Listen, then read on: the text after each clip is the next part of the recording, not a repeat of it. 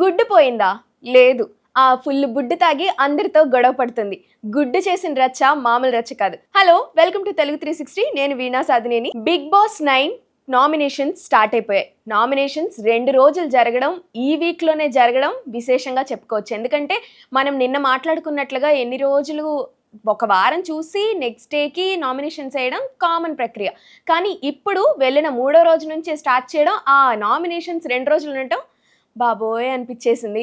But anyways, ఈ season గురించి మాట్లాడుకోవాలంటే కొంచెం డబల్ హౌస్కు డబల్ స్టాండర్డ్స్లో ఉంది కాబట్టి ఆబ్వియస్లీ ఎక్కువగానే మనం కూడా మాట్లాడుకోవాలి. అసలు వెళ్ళారో లేదో ఇంటిలోకి అప్పుడే గొడవలు, నామినేషన్స్, ఈ రచ్చ స్టార్ట్ అయిపోయిందని చెప్పుకోవచ్చు. ప్రతి ఒక్కళ్ళు కంటెంటే ముఖ్యం. కంటెంట్ గొడవలు ఒకళ్ళ తర్వాత ఒకళ్ళు. వాళ్ళకి తెలుసు వాళ్ళ ప్రయారిటీ ఏంటి, వాళ్ళకి స్క్రీన్ ప్రెజెన్స్ ఎంత కావాలి, ఏది మాట్లాడితే ఎక్కడ స్క్రీన్ ప్రెజెన్స్ వస్తుంది అన్నది క్లియర్గా తెలుసు కాబట్టి చాలా బాగా ఆడుతున్నారనే చెప్పుకోవచ్చు. అంటే టాస్క్ కూడా ఫస్ట్ వీక్లో టాస్క్ ఇవ్వడం కూడా ఇదే ఫస్ట్ టైం అని కూడా చెప్పుకోవచ్చు. ఏదైనా జుజుబీ టాస్క్లు ఏమన్నా ఇచ్చేవాళ్ళు బిగ్ బాస్, కానీ ఇప్పుడు నామినేషన్స్ ఎవరైతే ఆ టాస్క్ చేస్తారో వాళ్ళకి, అంటే ఇప్పుడు ఒక వల లాంటిది పెట్టారు కదా, దాని లోపల నుంచి వెళ్ళి ఎవరైతే హ్యామర్ సంపాదించుకుంటారో వాళ్ళకి ఇంకా నామినేషన్ నుంచి తప్పించుకోవచ్చు అనే ఒక పాయింట్ ఇచ్చారు. కాబట్టి కొంచెం కాంపిటేటివ్ స్పిరిట్ పెంచడానికి అన్నట్లుగా కనిపించింది. అది పెద్ద టాస్క్గా కూడా అనిపించలేదు. బట్ ప్రక్రియ అయితే అయిపోయింది కాబట్టి ఖచ్చితంగా దాని గురించి మాట్లాడుకోవాలి. ప్రతి ఒక్కళ్ళు తనూజ ఇదే టాపిక్, ఇదే టార్గెట్. ప్రతి ఒక్కళ్ళు అంటే మెయిన్గా చెప్పుకోవాల్సింది, ఓనర్స్కి మాత్రమే నామినేషన్స్ వేసే ఛాన్స్ ఇచ్చారు. టెనెంట్స్ నామినేషన్ వేయించుకోవడం వరకే. అయినా కూడా నామినేషన్స్ వేసుకున్న వాళ్ళు కూడా ఉన్నారు. అంటే డిమాండ్ పవన్ అని ఎవరైతే ఓనర్ లిస్ట్లో ఉన్నాడో, ఎవరైతే కామనర్గా వెళ్ళారో తను కూడా లిస్ట్లో ఉన్నాడని అయితే అర్థమైపోయింది. ఇంకా మిగతా 8 మంది కూడా నామినేషన్స్లో ఉన్నారు, ఒక్క భరణి తప్ప. సెలబ్రిటీస్లో మొత్తంగా 9 మంది వెళ్తే ఆ 9 మందిలో ఒక్కళ్ళు తప్ప నామినేషన్స్లో అందరూ ఉన్నారు. ఇంకా ఓనర్స్, కామనర్స్ ఎవరైతే ఉన్నారో వాళ్ళ నుంచి డిమాండ్ పవన్ కూడా నామినేషన్స్లోకి వెళ్ళిపోయాడు అనమాట. కిచెన్లో వర్క్ చేసే భరణికి, తనుజాకి సంజన గుడ్డు తీసుకున్న విషయం తెలుసు, కానీ చెప్పలేదు. ఎందుకంటే వాళ్ళకి ఆ అవసరం లేదు. కానీ సంజన అడిగినప్పుడు చెప్పేస్తే అయిపోయేది కదా. ఆ గుడ్డు గురించి వచ్చిన రచ్చ మామూలు రచ్చ కాదు. ఇప్పుడు తను ఎగ్ క్వీన్ సంజన అయిపోయింది జనాల్లో.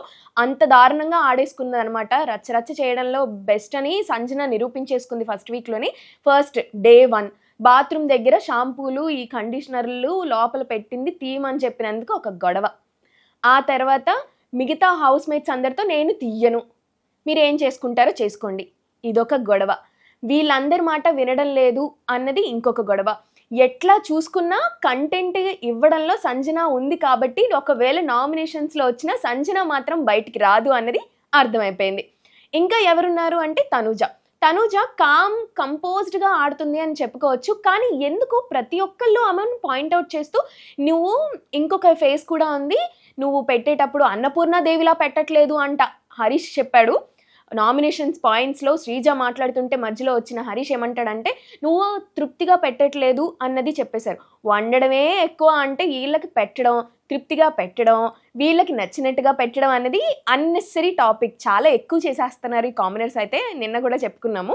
సునీల్ శెట్టి చాలా కామ్గా ఉన్నారని చెప్పేసి నామినేషన్స్ వేయడం, ఆ నామినేషన్స్ వేసిన తర్వాత మీకేమైనా చెప్పుకోవాల్సింది ఉందా అంటే లేదు అని చెప్పడం.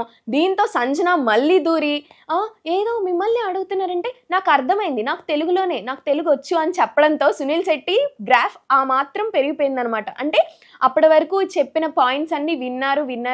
ఆయన బర్స్ట్ అవుట్ అవ్వలేదులే, కానీ ఓకే ఒకవేళ నేర్చుకుందాం, ఒకవేళ పాయింట్ నిజమేమో, ఆ పర్స్పెక్టివ్లో ఉన్నారేమో.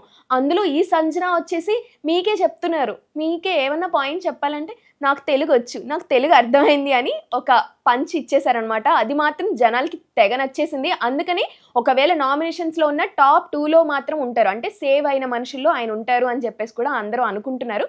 మరి ముందు ఏమవుతుందో చూడాలి.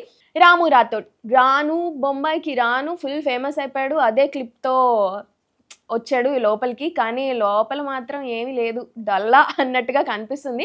తన ప్రెజెన్స్ లేదు, కంటెంట్ లేదు, ఎంటర్టైన్మెంట్ లేదు, ఏమీ లేదు. అయినా ఉంచుతున్నారు కాబట్టి ఏదో ముందు ఎంటర్టైన్ చేస్తాడేమో అన్నట్టుగా కనిపిస్తుంది. ప్రస్తుతానికైతే చాలా డల్‌గా ఉన్నాడు మనిషి. ఎక్కువగా ఎవరితోనూ మాట్లాడటం లేదు. ఎక్కువగా ఎవరితో జెల్ అవ్వడం లేదు. ఏమి కంటెంట్ ఇవ్వడం లేదన్నది మాత్రం తెలిసిపోతుంది. మరి నామినేషన్స్‌లో ఉన్నాడు కాబట్టి ఏమన్నా బయటకొస్తాడేమో చూడాలి. హైలైట్ ఏంటి అంటే ఈ ట్రాక్ నడపడానికి తెగ ట్రై చేస్తున్న రితు చౌదరి. రితు చౌదరి, తనూజాకి అంటే వాళ్ళిద్దరూ టెనెన్స్ లిస్ట్‌లోనే ఉన్న ఒకళ్ళ మీద ఒకళ్ళు చెప్పుకోవడం చూసామనమాట. కానీ ఇది బ్యాడ్ మూవ్ లాగా కూడా అనిపిస్తుంది. Ritu own tenant, own team member అయిన తనూజ మీద రివర్స్ అవ్వడం ఈజ్ అ బ్యాడ్ మూవ్ అనిపించింది నాకు. ఎందుకంటే తను హర్ట్ అయిన దానికి తనూజ సారీ చెప్పింది. సారీ కన్నా ఇంకేం చెప్తారు? తను అలా జరిగింది అని చెప్పిన తర్వాత వెంటనే తప్పు తెలుసుకున్న తర్వాత సారీ చెప్పడం ఇది బేసిక్. తను చెప్పింది తిని తీసుకొని అంటుంది, ఇంకేం చేస్తుంది?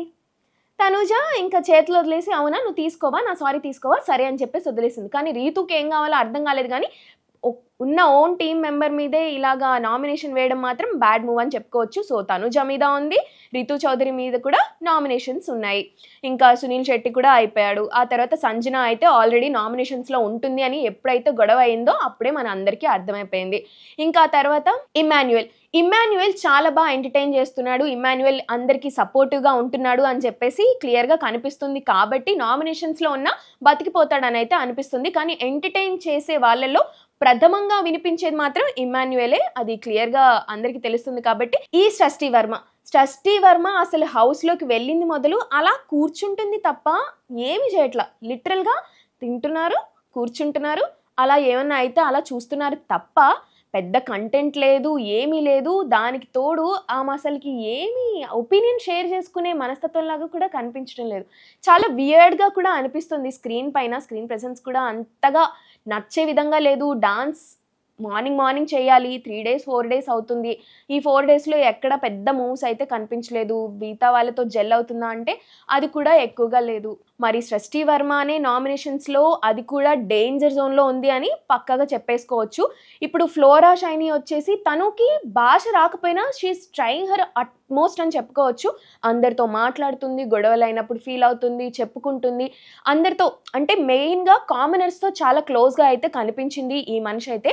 సో ఫ్లోరా మీద ఇంకా ఆశలు ఉన్నాయి కాబట్టి హౌస్లో ఉంచుతారనిపిస్తుంది. నాకైతే ఈ సెలబ్రిటీస్ లిస్ట్లో ఎవరైతే నామినేషన్స్లో ఉన్నారో ఈ వీక్ ఒక ట్రైల్ లాగా అయినా ఉండొచ్చు, లేదంటే సృష్టి వర్మ బయటికి వెళ్ళిపోవచ్చు. సో ఇది నా ఒపీనియన్. సృష్టి వర్మ ఈ వీక్ అంటే ఎప్పుడైతే నాగార్జున గారితో ఉంటుందో సండే ఎలిమినేట్ అయ్యేది సృష్టి వర్మ అని నేను అనుకుంటున్నాను. మీకేమనిపిస్తుందో కింద కామెంట్ చేయండి.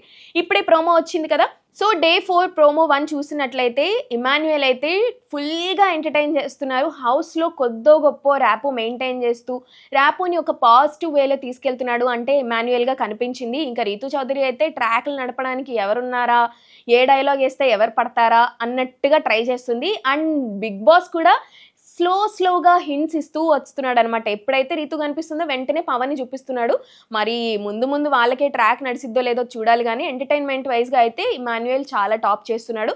ఇంకా సంజన గురించి తెలిసిందే, గొడవలు పెట్టుకోవడానికి రెడీగా ఉంది. ప్రోమోలో అయితే పెద్దగా కంటెంట్ ఏం చూపించలేదు. ఊరికి చిన్నగా మాట్లాడుకోవడం, ఒక పాజిటివ్ ఫన్ వేలో మాట్లాడుకుంటే ఎలా ఉంటుందో అలా అయితే చూపించారు. మరి ఈరోజు ఎపిసోడ్ ఎలా ఉంటుందో చూడాలి మరి.